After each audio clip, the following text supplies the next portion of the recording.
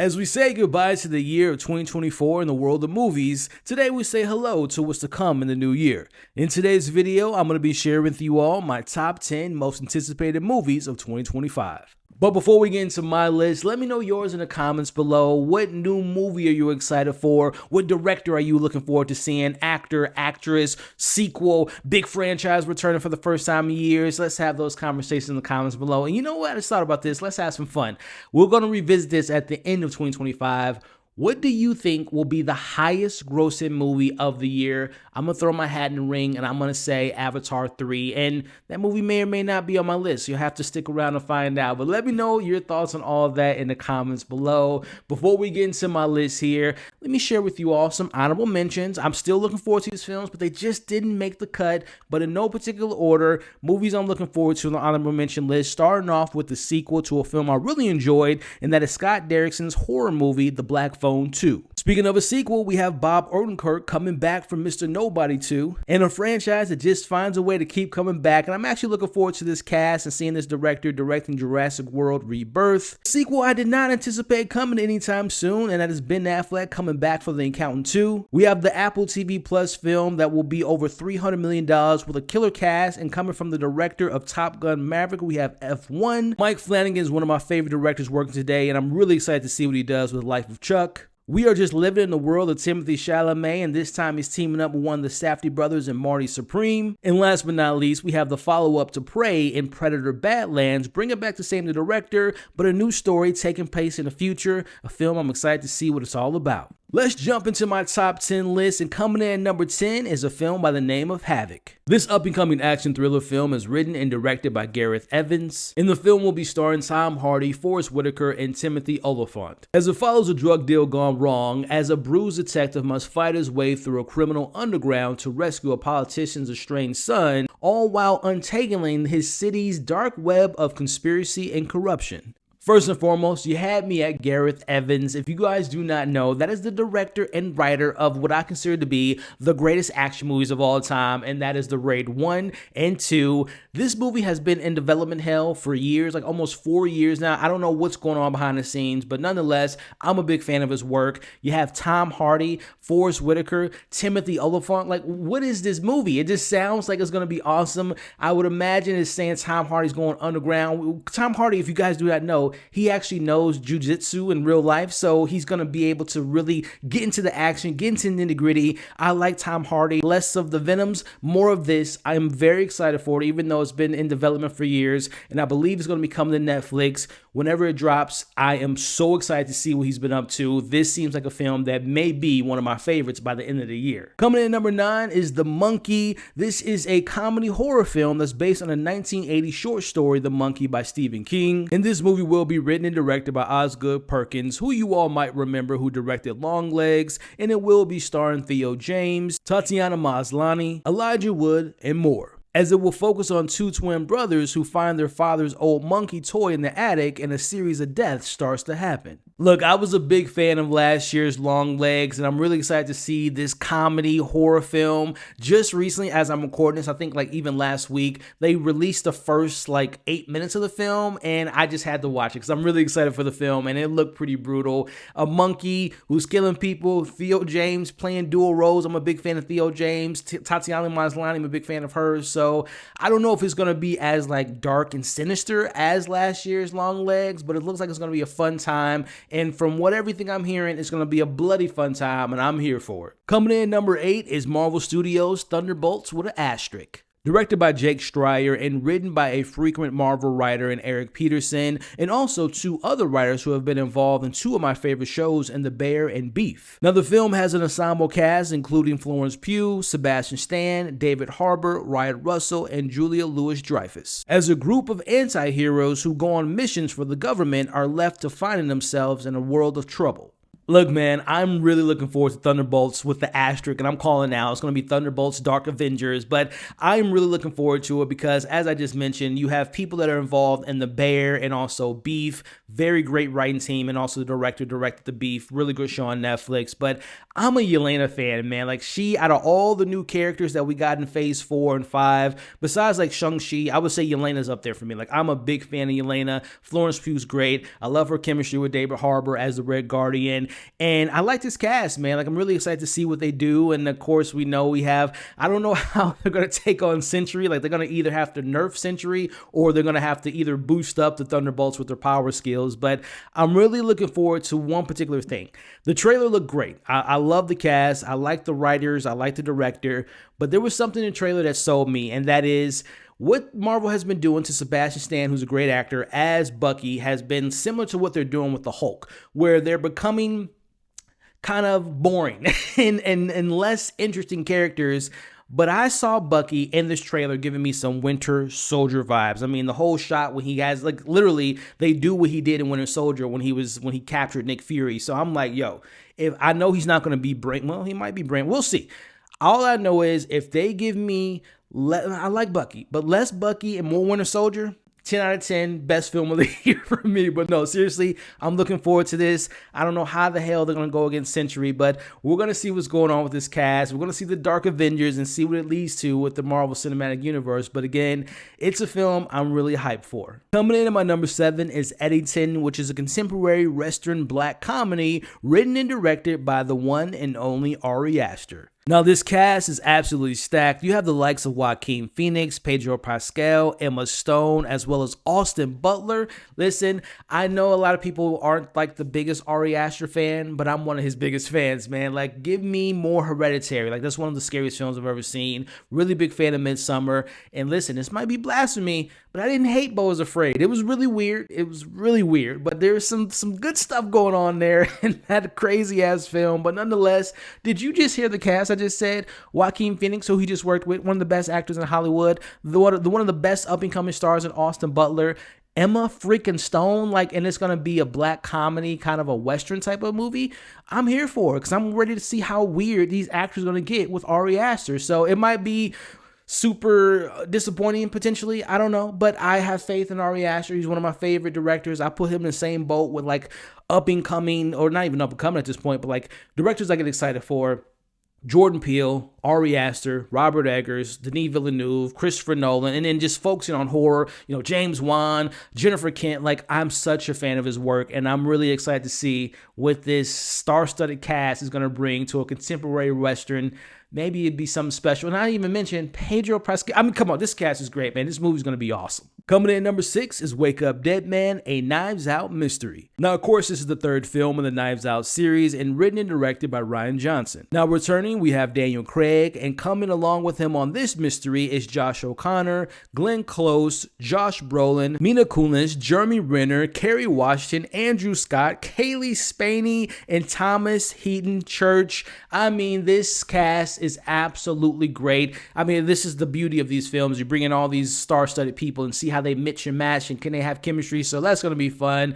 But the Knives Out franchise has been something I've thoroughly enjoyed. Like, I love a good murder mystery, and I love Daniel Craig in a role, and I am so happy that Rian Johnson has kind of found his footing again. Everyone remembers the craziness with The Last Jedi, but people forget that he's still one of the best writers and directors. So I'm really excited to see what this new mystery is about. I believe I don't think this is the last one in the trilogy. I think Netflix signed him to do 3 movies, so I think this is the second to last one he's going to be doing. But nonetheless, I can't wait to see that first trailer. I can't wait to see what the mystery is and what we have this time around, because as the previous 2 showed us, he knows how to do a murder mystery. He knows how to put together a good cast, and I think this might be maybe one of the best ones in the franchise. We'll have to see. All right, before we get into my top 5, I want to take the time to thank you all for making it to this point in the video. If you're having a good time so far, hope you are. If you are, hit the thumbs up. Consider sharing this video, but also sharing your most anticipated films in the comments below. And if this is your first time coming to the channel, checking out the channel, stick around by subscribing to the channel and hitting that bell notification. With that being said, let's get into my top 5. Now, coming in at my number 5 is 28 Years Later. This post-apocalyptic horror film is being directed by Danny Boyle and written by Alex Garland, which marks a reunion of the two since the first film back in 2002 and serves as the third film in the franchise of 28 Days Later. Now, the film stars Jodie Comer, Aaron Taylor Johnson, and Ralph Fiennes, as the film follows a group of survivors who live on a small island connected to the mainland by a single heavily defended causeway. But when one of them decides to venture into the dark heart of the mainland, they soon discover a mutation that has spread not only to the infected, but also the other survivors as well. I am beyond excited for this film. Number one, I am such a big fan of the original. I actually really enjoyed the sequel as well, which I know doesn't get talked about that much, but we got Danny Boyle back, and we also have a script by Alex Garland. Two great minds coming back together, an incredible cast, and then listen, that trailer that we got a couple weeks ago was one of the best trailers I've seen all year when it came out in 2024. It got me excited. I'm excited that this is, I'm not always a fan when they say this is going to be a new trilogy. An area announced Nia DaCosta's film coming out next year, and they're going to have the third one coming out the year after that. I mean, that bodes well for confidence. Like, we got a good script. We know we have a roadmap. We know we're going to go. But then at the same time, it's like, well, what if the first one doesn't work out? What if people don't like it? What if it doesn't make money? Are people going to go see the second one? But put that aside, focusing on what we have here. Great director, great writer, great, hopefully, script, great cast, and hopefully a great movie. I can't wait to see what it's all about coming this summer with 28 years later. Coming in at my number 4 is the return of Avatar and Fire and Ash. This is the two of the highest grossing films of all time, and I love 2 more than I love 1, and I loved 1. I'm a big Avatar fan, if you all don't know that about me. I can't wait to be blown away, and I can't wait to see, as I mentioned earlier, what's going to be the highest grossing film of the year. It's going to be Avatar. I'm going to put $2.5 billion, which I believe will be the second highest gross, because I think the first one did 2.8 and 2.9. Nonetheless, it's going to be over 2 billion, maybe 3 if it's that damn good, which I do believe it will be good because it's James Cameron. Who bets against him? You're insane if you do that. I can't wait to see Avatar 3. It's going to be fire. Coming in my number 3 is Sinners. This is the horror film being directed and written and produced by the one and only Ryan Coogler. As the film stars Michael B. Jordan playing dual roles, we have Haley Steinfeld, Jack O'Connell, Wumi Mushaku, Omar Benson Miller, and the one and only Delroy Lindo. Ryan Coogler, Michael B. Jordan, Fruitvale Station, Creed 2, Black Panther. I mean, do I need to say any more? I mean, these guys just have magic. They're like Martin Scorsese and Robert De Niro, Spike Lee and Denzel. Like, they just have a chemistry. I'm here for it. Haley's a great actress. Wumi Mushaku, Delroy Lindo, okay, they just took the Blade cast and said, come on to my vampire movie, which it hasn't been said it's a vampire movie, but I've heard some things about the film. It's going to be some more than vampires too, so it's giving me, I don't know, a Lovecraft Country vibe, so I'm here for it. That first trailer was excellent. I can't wait to see what the next trailer does. Hopefully it doesn't give too much away, but I am hyped for this film. I am hoping that this is the Blade movie that we've been waiting for years, but given to us in the past with this great cast and Ryan Coogler. I am very excited to get my sin on and watching the new horror movie, Sinners. And then there were 2, and coming in at my number 2 is Mission Impossible: The Final Reckoning. Making his 4th Mission Impossible film in a row, we have Christopher McQuarrie, and of course this is the 8th Mission Impossible film in the franchise, bringing back the likes of the one and only Tom Cruise. We have Haley Atwell, Vane Raines, we have Simon Pegg, we have Vanessa Kirby, we have Angela Bassett. As I said up top, this is the 4th film in a row by Christopher McQuarrie and Tom Cruise. And I just talked about Ryan Coogler and Michael B. Jordan. I mean, the energy and the synergy that they're sharing a mind. They're like a hive mind between Christopher and Tom Cruise, because Tom Cruise wants to jump on the moon and Christopher's like, all right, let's do it. So I love that they're working together. Listen, I will admit I'm a big fan of this franchise. I did love when we had like a different director for each film, but it's just so much good energy coming from these two that I am looking forward to it. I know it didn't do Boo Goo's numbers in the box office that they were hoping for, but that they're saying this is the final reckoning. I think that's a marketing ploy. I don't think Ethan Hunt, I don't think this is his last mission, even though the trailer tried to make it out to be like he's going to sacrifice himself. He ain't doing that. We're going to get more of these movies, or we may not. This may be the final reckoning. I need you to trust me one last time. And if it is, not to pit it against other spy movies, you know, we got the James Bonds, we got the Bourne Ultimatums and whatnot, but Mission Impossible, to me, is the best spy franchise of all time. I haven't seen all the James Bonds. I know that, you know, there's James Bond fans out there, but Ethan Hunt's my guy, you know, and they say it's Mission Impossible, but the mission is not impossible when you have Ethan Hunt defeating everyone in the world, stopping bombs, stopping zombie apocalypses with the little red foot. I'm really looking forward to this movie.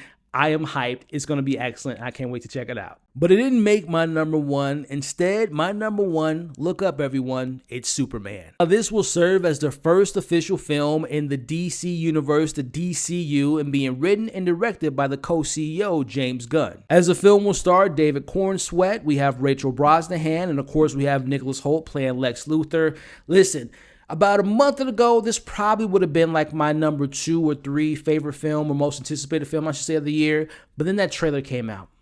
And I mentioned the trailer with 28 Days or 28 Weeks Later. I mentioned the trailer that we got for Sinners, all great trailers.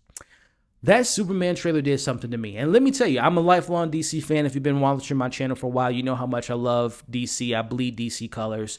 I've never been the biggest Superman fan.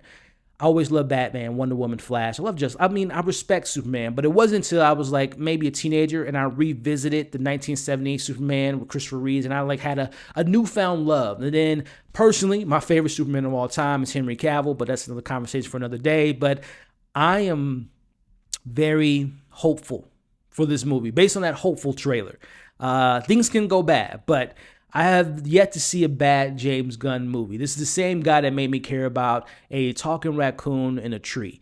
I'm very much looking forward to see what James Gunn has up his sleeve. Like, this is a ballsy move. Like, he's the co-CEO. He's the first guy out of the gate with Creature Commandos and now this and then Peacemaker. So he's like, I'm putting all the chips on the table. I'm going to put all my heart and soul and all my great sensibilities as a writer and director into this movie. And if it is what I think it's going to be, it might be that thing. It might be the thing that's going to finally put DC on the roadmap to making sure that people just ain't, I love me some MCU. But when the DC has it right, in my humble opinion, DC is better than Marvel on every count, but that's another conversation for another day. But I am really looking forward to Superman. I'm a big fan of David Cornsweet. I saw him years ago in a TV show called Hollywood, and I said, is that Superman? Is that Superman? But he was great in that, and of course he had his role in Pearl, and he was on an HBO show a couple years ago. Like, he's a great actor.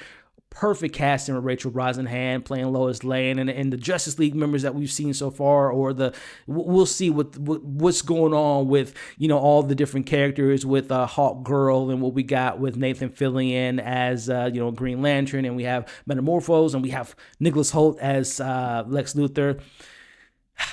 DC, we're here, y'all. We are here to stay, and I'm really excited to see what Superman has in store for us this summer. So there you have it, my top 10 most anticipated films of 2025. And look, I am hopeful that when I make these lists that some of these movies, if not all of them, will be on my top 10 favorite films of the year. But at the same time, there are so many like independent films that haven't been announced, films that's going to premiere at film festivals that will be picked up and come out later this year.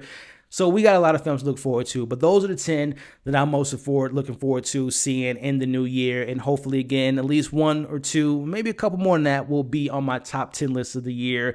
But I'm looking forward to a great year in cinema, and I hope you all join me as I cover these movies and all the different things that we got on this channel. So thank you all for watching this video. This is one of many. I have my top 10 favorite movies of 2024 on the channel now, my top 10 favorite shows of last year. I have another video coming up for my most anticipated shows of this year and some other different videos. So like I said earlier, subscribe to the channel, hit the bell notification. I'm trying to be like Superman and looking up. I'm trying to get 100,000 subscribers this year. So if you all want to be a part of that journey, subscribe and come and join me. With that being said, hit the like button, share the video. Thank you all for watching. Stay safe. You all are awesome, and I'll catch you on the next video.